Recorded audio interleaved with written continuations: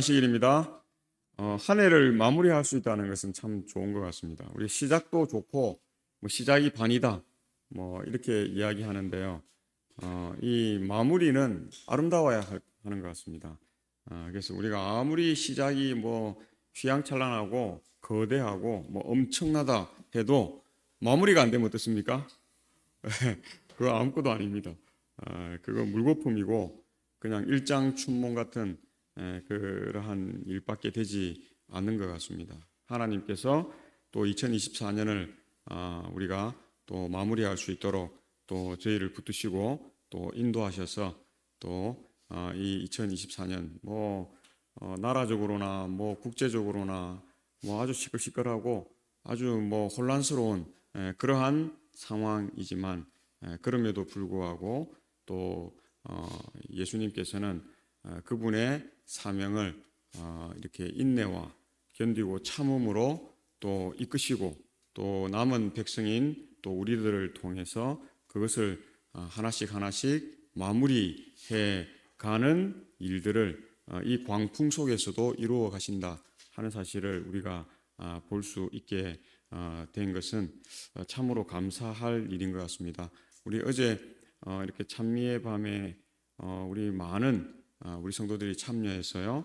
또 이렇게 준비한 것들을 이렇게 하나님께 또 감사하는 찬양으로 이렇게 올린 그 모습들을 이렇게 보면서 우리 교회는 희망이 있구나 그런 생각을 했습니다. 또 우리 성도들이 많이 준비하고 있구나 하는 생각들을 하게 된 그러한 상황입니다. 그래서 세상의 시류와 조류와 이런 것에 우리가 휩쓸려 가서 우리의 신앙도 그렇게 물들어 가는 것이 아니라 이러한 시류와 조류가 우리의 뜻과는 다르지만 그것도 하나님의 뜻 안에 이렇게 이루어져 가는 것이기 때문에 우리가 하나님의 뜻을 구하고 그 뜻을 따라서 예수 그리스도께서 이루는 삶을 이루어 가시는 우리 모두가 승리하는 삶, 또 하나님 나라에서 우리가 다 만나는 그러한 삶이 되기를 주의 이름으로 축원합니다.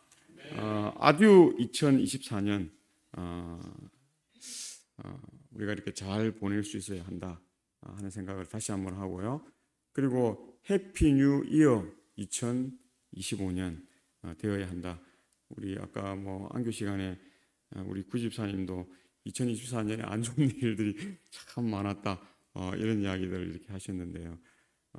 우리가 안 좋은 부분만 생각하면 여기 있는 모두가 또 오늘 유튜브로 참여하는 모든 분들 우리 교인들도 안 좋은 일이 참 많죠.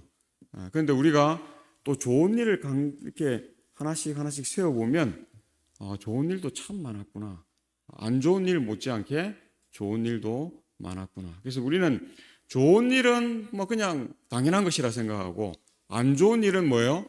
그게 크게 다가오기 때문에 좋은 일이 반감되는 그런 경험들을 할 때가 참 많다 하는 것을 봅니다. 그러나 우리가 매일 매 순간 우리 노트에다가 하나님께 감사할 일 3가지를 쫙 적어보면 1년이 지나면 어떻습니까? 365일에 이렇게 많은 일들을 하나님께서 우리에게 감사의 제목들을 주셨구나 하는 것을 보게 됩니다. 그래서 올 한 해도 우리가 개인적으로 제가 가는 교회마다 감사 노트를 이렇게 연초에 나눠드리고 이렇게 했는데요. 올해도 그럴까 모르겠는데 하여튼 우리가 감사 노트를 안 나눠줘도 한번 기록을 해보십시오. 하루에 3가지씩. 그러면 1000개의 감사가 1년 지난 후에 이렇게 나타나는데요. 하나님께서 얼마나 우리와 함께 하셨는가 하는 것들을 알게 될 것이다 하는 것입니다. 잠언 27장 1절에는 말씀하기를 너는 내일 일을 자랑하지 말라. 하루 동안에 무슨 일이 일어날는지 내가 알 수 없음이니라 그렇게 말합니다. 여기 계신 우리 모두는 하루 동안에 무슨 일이 일어날는지 모릅니다. 우리 이순자 집사님 오빠가 아프시다고 그렇게 이야기했어요. 우리가 화요일 날 좀 기도해달라고 해서 기도하고 했더니 또 좀 괜찮아졌다고 그렇게 이야기해요. 그리고 우리 좀 안심했는데 이내 어떻게 해요? 돌아가셨어요. 나이가 그렇게 많은 그런 분도 아니세요. 사람 인생이라는 건 모릅니다. 사람은 저마다 다 건강한 것 같고 다 자기 나름대로의 방식이 있고 그래서 어떻게 해요? 잘 살아가는 것처럼 생각해요. 그런데 이제 노년의 삶이 되어 보면 나는 잘 살았다고 생각하는데 내 자녀들도 인정 안 해주고 나의 주변 사람들도 인정 안 해주고 심지어 나의 형제들 또 뭐 이런 사람들도 인정 안 해줄 때가 있습니다. 참 마음이 아프죠. 나는 열심히 살았다고 그렇게 자부하면서 살아왔는데 내 주변 사람이 내가 잘 살았다고 인정을 해주지 않는 것입니다. 그게 누구의 이야기예요? 성경의 요업의 이야기입니다. 오늘 우리는 요업처럼 잘 살았다고 생각하면서 물론 요업은 그 친구들이 이야기하는 그런 죄가 있지 않았죠. 그럼에도 불구하고 오해받고 곡해받고 의심받는 그러한 시간들을 보냈다 하는 것들을 우리가 보는 것입니다. 그래서 세상 친구들은 이해 못해줘요. 세상 가족들은 또 부모나 형제나 동생은 이해 못할 때가 있다는 것을 우리가 보게 됩니다. 그러나 부모가 자식을 잊는다 할지라도 누구는요? 하나님은 잊지 않는다. 아무리 구로하고 아무리 힘들게 낳은 부모도 그 자식을 버리거나 잊는다 할지라도 하나님은 결코 그러하지 아니하신다. 오늘 우리 교과 내용 가운데서도 베드로의 이야기를 통해서 그것이 잘 나타나 있는 것을 보게 됩니다. 베드로가 예수님을 3번 부인했지만 그럼에도 불구하고 예수님은 똑같은 질문을 베드로에게 내가 나를 사랑하느냐 아가파오느냐 그렇게 물어봤죠. 첫 번째도 아가파오느냐 물어봤더니 베드로가 어떻게 해요? 그냥 주님이 아십니다. 말하기가 부끄러운 것입니다. 예전 같았으면 베드로가 뭐라고 했겠습니까? 아박파지요. 아가파오가 문제겠습니까? 예수님, 저는 내 목숨을 버려서라도 예수님을 따를 수 있습니다. 아마 그렇게 했겠죠. 근데 베드로가 이제 겸손해진 것입니다. 자기의 자만이 그것이 자기의 믿음을 드러내는 온전한 것이 아니다는 것을 알았기 때문에 이 베드로가 아주 겸손한 이야기합니다. 근데 예수님이 또 어떻게 해요? 또 재차 물으시는 것입니다. 내가 나를 아가파오하느냐? 아마 베드로는 참 힘들었을 것입니다. 예수님이 다 아시고 그러면서 왜 이런 질문을 내가 어떻게 대답을 해야 될까? 얼마나 많은 고민과 번민 가운데서 똑같은 대답을 합니다. 근데 예수님이 또 물으세요. 이제 조금 단계를 많이 낮추죠. 아가파오에서 필레오 하느냐? 친구로서의 우정, 친구를 위해서 바칠 수 있는 목숨, 그거 정도는 너가 할 수 있느냐? 그러니까 베드로가 대답합니다. 예전에 그의 모습이 조금 드러나죠. 예수님, 제가 예수님을 필레오합니다. 오늘 우리의 삶 가운데 우리가 베드로처럼 요업처럼 많은 믿음의 우리의 선구자들처럼 때로는 아주 강하게 엘리야처럼 하늘에서 불이 내리기 위해서 850명의 이방 제사장을 쫙 물리치는 그런 강한 믿음을 드러낼 때도 있지만 또 어떨 때요? 곧이어서 나만 남았다 그렇게 이야기하고 쫙 도망가서 숨어가지고 막 이렇게 하는 이 모습의 삶들이 오늘 우리의 삶 가운데 동일하게 나타나고 있는 것을 보게 됩니다. 그런데 세상을 보면 모르면 종종 용감하다 하는 것을 우리가 보게 됩니다. 잠깐 후면 어떤 일이 생길지도 알 수가 없는 우리 인생이 너무 모르기 때문에 너무 용감한 그러한 삶을 우리가 사는 많은 신앙인들의 모습들을 우리가 볼 수 있다는 것입니다. 그러나 우리는 모르지만 누구는 다 아세요? 하나님은 내일 일에 대해 모든 것을 다 알고 계신다. 그래서 우리가 어떻게 해요? 이런 것을 어느 정도 예측하면서 준비되고 예비하는 삶을 살도록 특별 계신 성경을 우리에게 주셔서 우리가 성경을 연구하고 그래서 세계 역사가 어떻게 갈 것이고 또 하나님의 구원의 역사는 어떻게 갈 것을 우리가 어떻게 해요? 그것을 딱 맞추어 가면서 우리가 준비된 삶을 살 수 있도록 하신다 하는 것입니다. 이 송구영신이라고 하는 것은 보낼 송자에 옛구자, 맞을 영자, 새 신자를 씁니다. 그래서 묵은 해를 보내고 새 해를 맞는다 하는 의미가 여기에 있는 것입니다. 그래서 우리 조상들은 설날이 되면 송구영신의 의미로 연을 날려보내는 풍습이 있었다 하는 것입니다. 좋은 연을 하늘 높이 날려가지고 어떻게 해요? 탁 줄을 탁 끊습니다. 날려보내는 것입니다.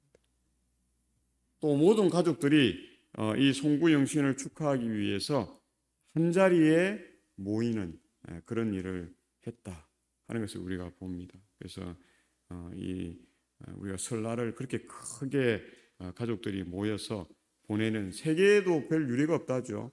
우리나라가 이제 그렇게 열심히 하니까 중국도 뭐 조금 워낙 인구가 많기 때문에 중국은 뭐 1억, 2억 이렇게 움직인다고 하는데요. 우리나라가 이렇게 이러한 이 역사가 아주 깊고 또 이러한 일들을 우리가 아주 자부심을 갖고 한다 하는 것입니다. 그래서 묵은 해를 우리가 잘 보내고 새해 이 을사년 푸른 뱀이라고 그러더라고요. 그래서 뭐 2025년에 또 뱀띠의 해가 오는 것은 별로 흡족하지는 않은데 어려움이 또 예상되지만 그럼에도 불구하고 그나마 흑뱀이 아니고 푸른 뱀이라 해서 조금 우리가 돌파구를 찾을 수 있지 않을까 그런 생각들을 합니다. 저희 또 아들이 또 뱀띠라 좀 뭐 하여튼 저는 뱀을 싫어합니다. 뱀 보면 피하고 별로 이렇게 협조하지 않지만 이렇게 내년은 뱀의 해고 또 저희 자녀 가운데 뱀띠가 또 있고 그렇게 해서요. 하여튼간에 뭐 우리가 마음에 안 든다고 마음에 안 든 것을 다 어떻게요? 뭐 눈 감고 산다고 해서 그게 없는 것이 아니기 때문에 우리가 이렇게 송구영신 할 수 있는 새해, 또 옹고지신 할 수 있는 새해, 또 일신 우일신 할 수 있는, 그래서 우리는 뭐 이것을 유종의 미를 거두어야 한다 하는 말로 하지 않습니까? 그래서 오늘 이 한 해를 정말 잘 마무리하고, 그래서 아까 우리 구현 집사님 이야기한 것처럼 사실 연말 기도주에는 우리의 이 부분들을 어떻게 해요? 다 내어놓고 하나님께 회개하고 그러한 과정들을 통해서 새해로 갈 수 있는 그러한 삶, 이것들이 되어야 한다 하는 것들을 봅니다. 그래서 이 마태복음 6장 34절에 그러므로 내일 일을 위하여 염려하지 말라. 내일 일은 내일이 염려할 것이요 한 날의 괴로움은 그날로 족하니라. 그렇게 말하고 있는 것을 우리가 보는 것입니다. 그래서 우리가 I don't know 이렇게 하는데 우리가 다 알지 못하기 때문에 우리가 하나님을 믿고 또 하나님께서 우리에게 어떻게 해요? 갈 길을 제시해 주셨기 때문에 길이요 또 진리고 생명이신 그 하나님을 따라 우리가 살아가는 삶이라고 하는 것입니다. 그래서 우리 인성, 죄악된 우리 인성으로는 뭐 지금 현실은 뭐 염려가 되고 걱정이 되고 또 괴롭고 고통스러운, 그래서 한 해를 잘 마무리 짓지를 못하죠. 그래서 새해로 또 가는데 가볍고 또 아주 즐거운 마음으로 기쁜 마음으로 또 새해를 출발하지 못하고 이렇게 영동되는 그러한 모습들을 드러낼 수 있는데요. 하나님은 우리에게 그렇게 가르치지 않습니다. 그러므로 내일 일을 위하여 염려하지 말라. 내일 일은 내일이 염려할 것이요 한 날의 괴로움은 그날로 족하니라. 그래서 오늘 우리가 하나님의 이 말씀에 따라서 지난 모든 아픔, 또 우환, 또 병환, 또 뭐 재정적인 어려움, 또 자식들의 걱정, 근심들, 또 뭐 이런 모든 또 부부간의 어떤 다툼, 싸움, 뭐 서로 또 맞지 않는 등 돌린 그런 일들 다 뭐 해야 됩니까? 예, 다 내려놓아야 합니다. 하나님께 맡기고 어떻게 해야 된다고요? 또 새 마음, 또 새 출발하는 것입니다. 시작, 비기닝 하는 것입니다. 출발, 스타트 하는 그러한 삶이 되시는 저희 모두가 되시길 바랍니다. 그래서 어제의 나와는 완전히 다른 오늘의 나, 2024년의 나와는 완전히 다른 2025년에 내가 될 수 있는 우리 모두가 되시기를 주의 이름으로 간절히 소망합니다. 그래서 어제는 남편에게 나는 이런 아내였다면 그것이 좀 내가 부족했다고 느낀다면 2025년에는 어때요? 새 각오를 다지게 되시길 바랍니다. 내가 좋은 남편의 아내가 되기 위해서. 또 반대로 남편도 마찬가지입니다. 어제까지의 좀 부족했던 남편이라고 내가 깨닫고 생각되고 나의 부족한 점이 있다면 2025년 새해 남편은 그것을 어떻게 해요? 하나씩 하나씩 버려갈 수 있는, 가감히 철퇴할 수 있고 바뀔 수 있는 우리 모두가 되시길 바랍니다. 그래서 그러한 삶을 통해서 하나님의 말씀에 순복하는 삶이고 또 하나님을 어떻게 해요? 높이는 그러한 삶이 될 수 있다는 것입니다. 이게 무슨 장면 같습니까? 예, 마라톤 장면인데 아마 이 장면을 보신 분이 있을 것입니다. 이 기사 제목은 진정한 마라토너. 신문 기사가 이 장면을 보고 너무 감동을 받아서 아주 그냥 대서특필해서 기사를 적었는데요. 제목이 진정한 마라토너입니다. 케냐 여자 마라톤 선수였는데요. 1위로 달리고 있었다는 것입니다. 그 상태로 가면 뭐 이 분의 주력으로는 당연히 이 1등을 하는 것이죠. 그런데 경기가 끝나고 보니까 2위로 경기를 마쳤습니다. 그 1등과 차이가 조금 났는데요.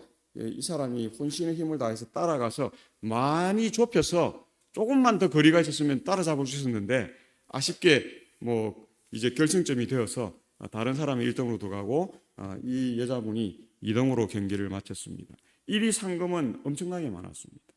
그런데 1위 상금을 타지 못했어요.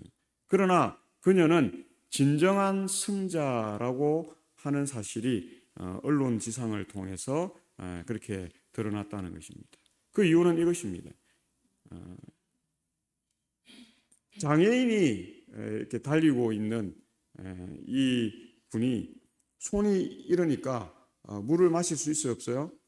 물을 마시기가 상당히, 그래서 지나가면서 이걸 잡을 수가 없었어요. 그래서 그것을 이 1위로 달리던 이 선수가 물을 하나 집어들어서 어떻게 해요? 그가 마실 수 있도록 그것을 열어서 그 일들을 하느라 2위에게 추월을 당했어요. 2위는 1등을 여러 번 한 아주 관록이 있는 선수였습니다. 그래서 이 여성이 그 2위를 이기기 위해서는 어떻게 해요? 부지런히 달려야 했습니다. 그런데 이 선수는 앞에 가는 이 선수, 먼저 출발해서 가던 이 장애인 이 선수를 일반인이죠. 일반인 참여한 이 선수를 그냥 지나치지 않았어요. 그래서 달리던 길을 조금 되돌아가서 어떻게 해요? 자신은 물을 마시고 오다가 이걸 본 거예요. 그래서 다시 뒤로 되돌아가서 물을 가지고 와서 이 선수에게 주고 이 선수가 마실 수 있도록 하는 배려를 하다가 2위에게 추월을 당한 것입니다. 그래서 지체를 함으로 1위를 하지 못했는데 이 기자가 이 지체는 장애인 마라톤을 돕기 위한 지체였는데 아름다운 지체, 진정한 마라토너의 지체라고 하는 사실을 언론에 보도를 한 것입니다.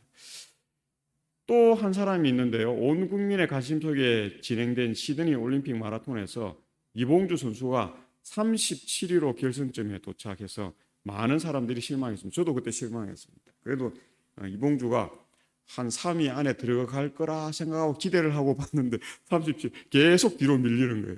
아주 많이 실망했어요. 각종 경기에서 24차례를 완주하는 동안 숱한 부상을 이겨낸 그였지만 관계자들은 조심스럽게 은퇴 얘기를 꺼내기도 했습니다. 나이도 이제 있었고 이제 더 이상 안 된다 생각했습니다.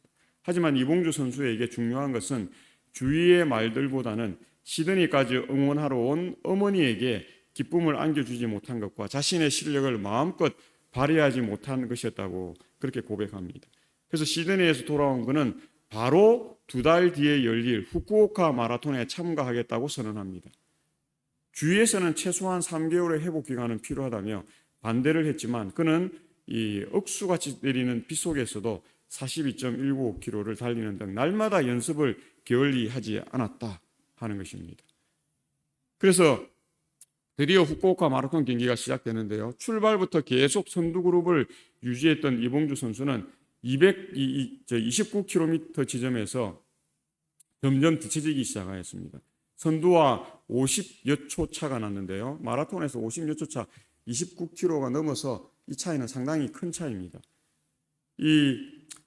점점 뒤처지는 그가 이 추락이 재현되는 듯한 그러한 모습이었는데, 하지만 35km 지점부터 투혼을 불사르며 시드니 올림픽 금메달리스트 이 아베라를 제치고 우승 후보인 케냐의 타이스와 프랑스의 베아르마저 제치며 2위로 결승점을 통과한 것입니다. 또 한 번의 재기에 성공한 것인데, 기자들은 그에게 달려가 물었습니다. 어떻게 5위에서 2위로 치고 나올 수 있었습니까? 이 제게 있어 이번 대회의 우승은 무의미합니다. 전 우승 여부를 떠나 다시 뛸 수 있는지를 확인해 보고 싶었습니다. 달리는 것이 제게 유일한 기쁨입니다. 앞으로도 달릴 수 있는 진정한 마라토너로서의 삶을 살 것이고, 성적에 관계없이 한 인간이 살아가는 모습을 지켜봐 주셨으면 합니다. 그렇게 인터뷰했다는 것입니다. 진정한 마라토너로서의 삶을 사는 것이 나에게는 더 중요하다.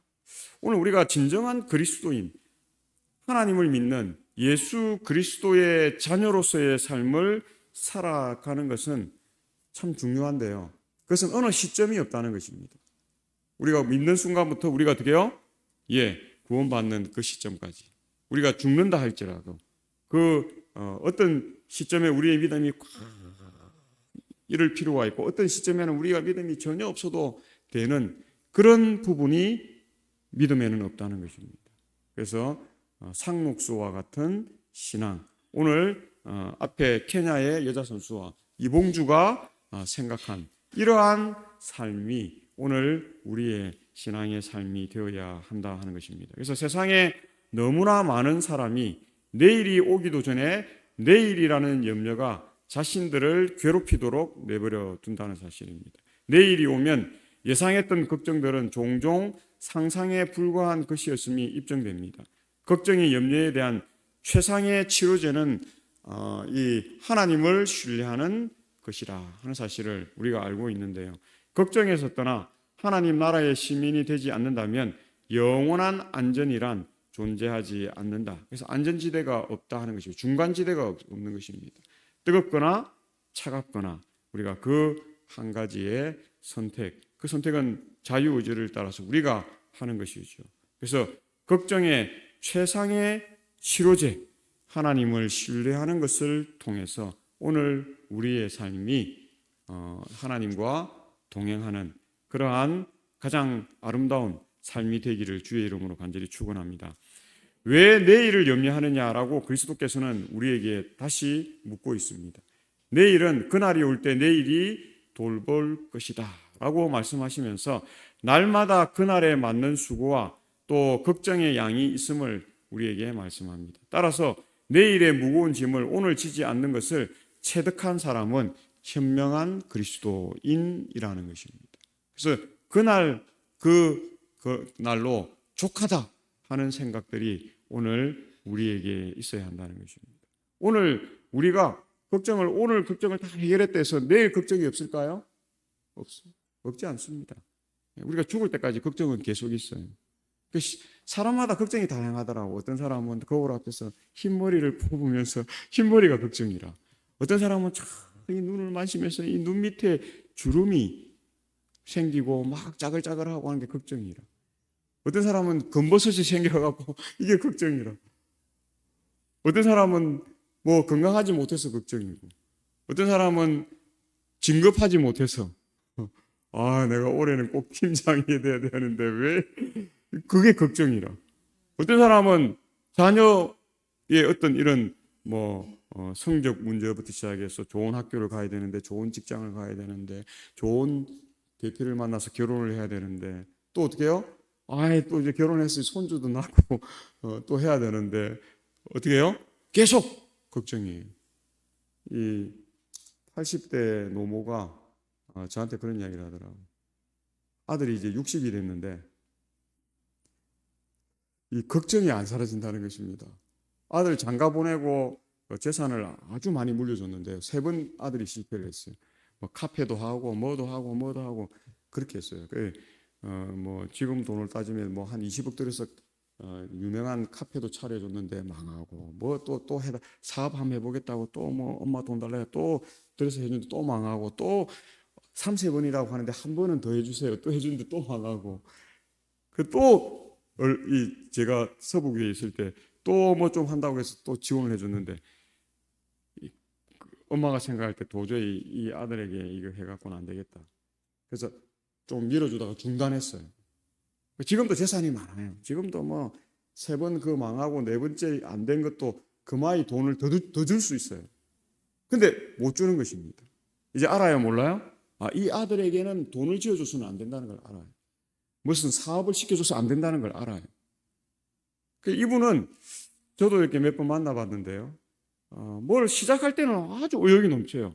카페다. 엄마 카페 하는데 뭐 지금 스타벅스 뭐 하면 차리기만 하면 뭐 엄청 열의가 넘쳐. 차려주면 그 다음부터 두 손 딱 닫고, 그거는 뭐 그냥 직원들이 하는 거지. 내가 사장이 그거 가서 뭐 내가 커피 만드는 것도 아니고, 내가 그거 가서 뭐 팔 것도 아니고, 내가 그거 가서 뭐 설거지하고 청소하고, 딱 해주면 그때부터는 그냥 사람 채용해서 그 말아먹는 거예요. 계속 말아먹는 거라.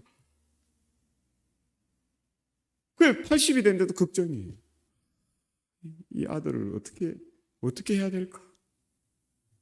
그래서 내가 죽어야 이게 해결이 되지, 죽기 전까지는 해결이 안 된다? 잘 아는 것입니다. 그래서 늘 그게 고민이에요. 그것 때문에 어지럽고, 그것 때문에 걱정하다가 넘어지고, 그것 때문에 잘 못 먹어서 막 입맛 떨어져가지고 몸 약해지고, 그래서 어떻게 해요? 병원에 또 뭐 한 주, 두 주 입원해가 또 기력 차리면 또 나오고, 그게 계속 반복되는 그러한 일을 하고 있다는 것입니다. 현명하지 못한 사람. 내일의 무거운 짐을 오늘 지지 않는 것은, 그것을 체득한 사람은 현명한 사람입니다. 그래서 이제 그 미국 사람들은 그렇게 한다죠. 유럽 사람들도 고등학교까지 시켜주면 이제 대학부터는 너가 알아서 알아. 그리고 이제 지켜보는 것입니다. 그래서 자기가 아르바이트하고 열심히 살면 어떻게 해요? 그런데도 어려움이 생기면 바로 또 지원해줍니다. 학비도 지원해주고, 뭐 이런 용돈도 주고. 그런데 어떻게 해요? 노력하지 않을 때는 아무리 가슴이 찢어져도 절대 도와주지 않는다는 것입니다.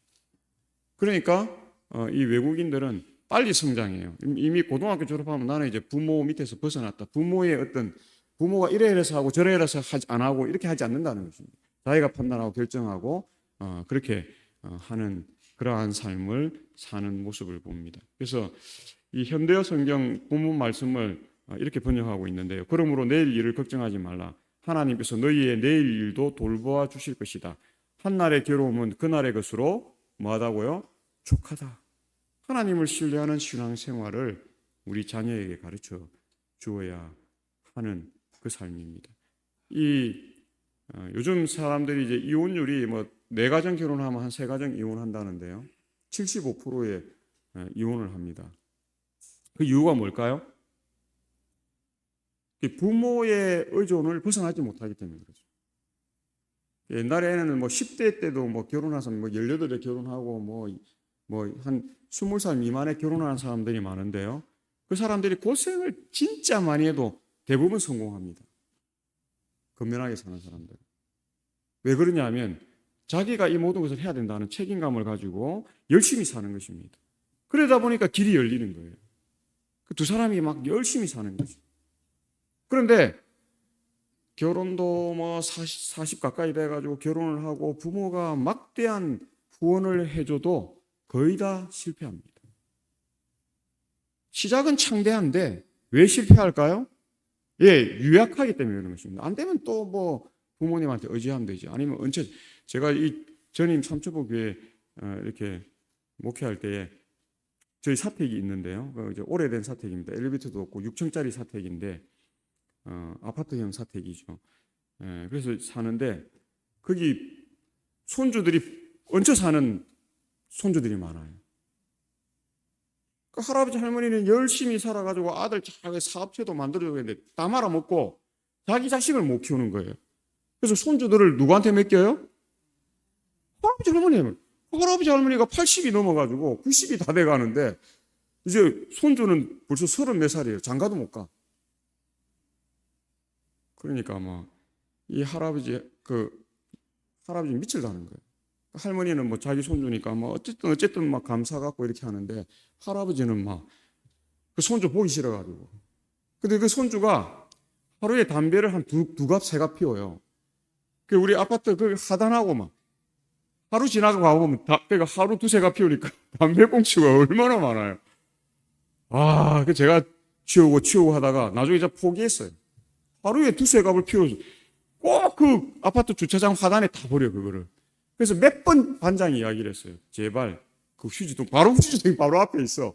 절대 휴지통에 안 버려요. 프랑스 유학을 갔다 오는 학생인데 프랑스는 그냥 쓰레기 아무 때나 왜냐하면 청소하는 사람들이 있다는 것입니다. 근데 그 우리 아파트는 청소하는 사람이 없어요. 우리가 원래 해갖고 한 달에 한 번씩 가족 중에 한 명이 나와가지고 그 청소를 다 하거든. 그 자기 버리는 거 누가 청소해야 돼요? 할아버지가 안 하면 할머니가 해야 되는데 아무리 이야기해도 안 들어. 미치는 줄 알았어요. 우리가 오기 3년을 이야기해도 안 돼. 그 어떤 의식을 갖고 사는지 모르겠어요. 참 답답한 그 모습을 보게 되었는데요. 참 하나님을 신뢰하는 것은 참 중요한 것 같습니다. 우리가 어떤 생각을 가지고 우리가 사는가.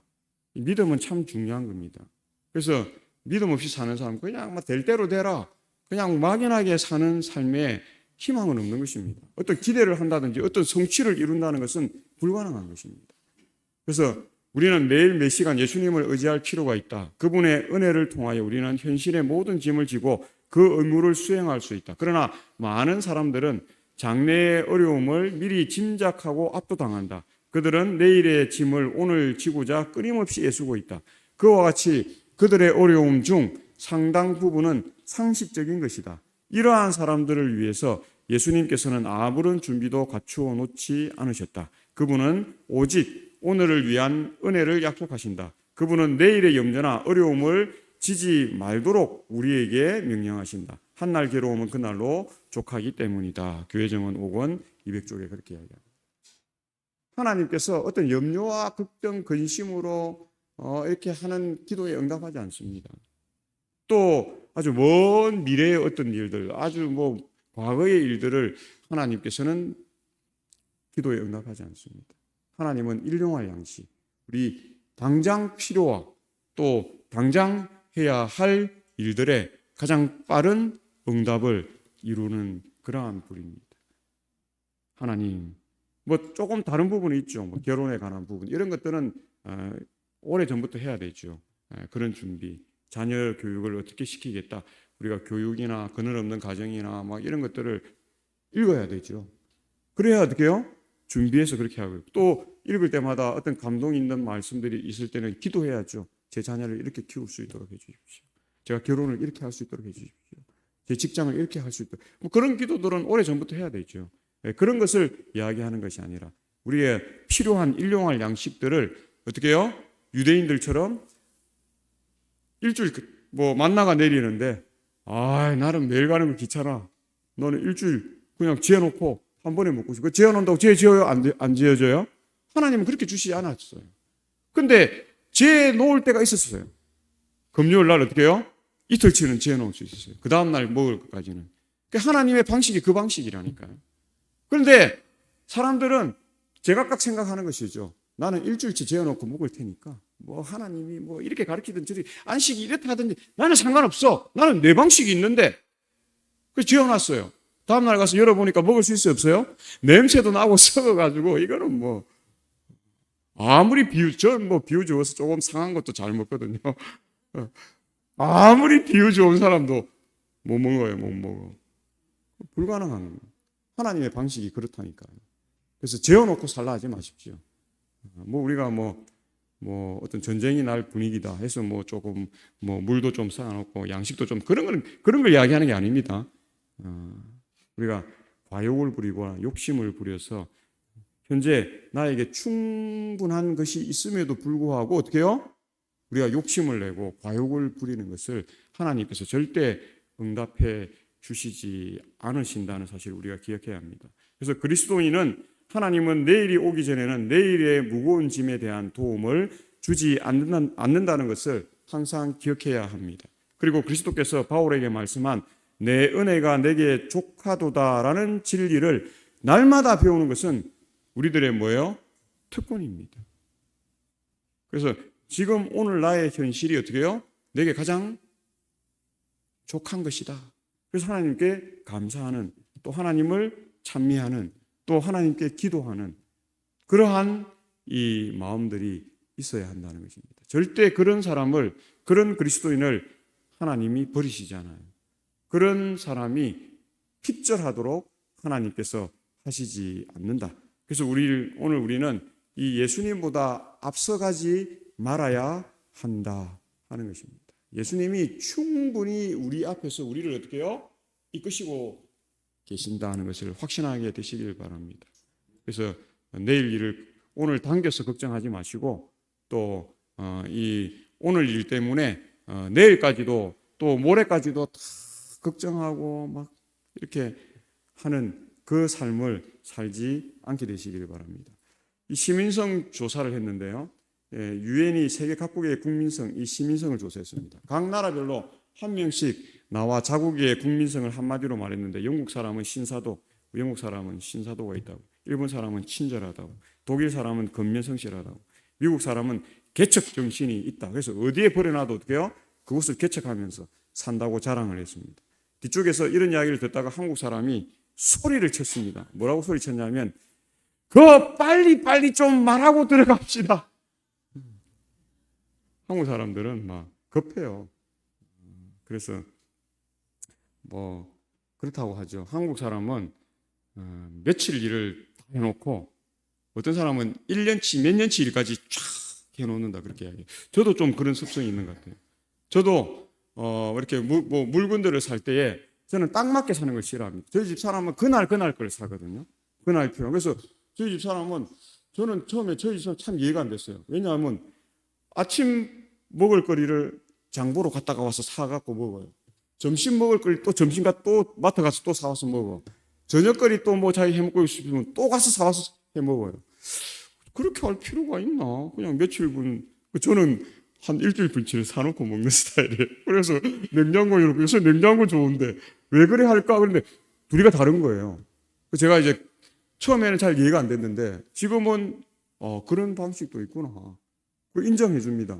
그래서 운동도 되고, 그 전에 저는 제가 당이 없어서 안 아플 때는 그렇게 부지런한 거 싫었는데 요새는 일부러 어떻게 해요? 먹고 나면 계속 움직여야 되니까 그것도 괜찮구나. 장보러 갔다 오고 여러 가지 방식이 있는 겁니다.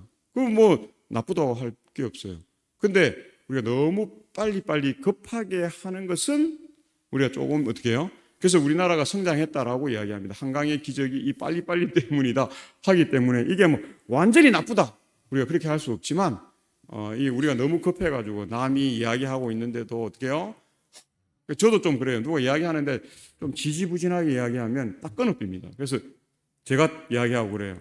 저희 동서도 목회자인데 호남에서 목회하는데 우리 처갓집에 오면 늘 그래요. 형님, 저도 말할 기회를, 경상도 사람이거든.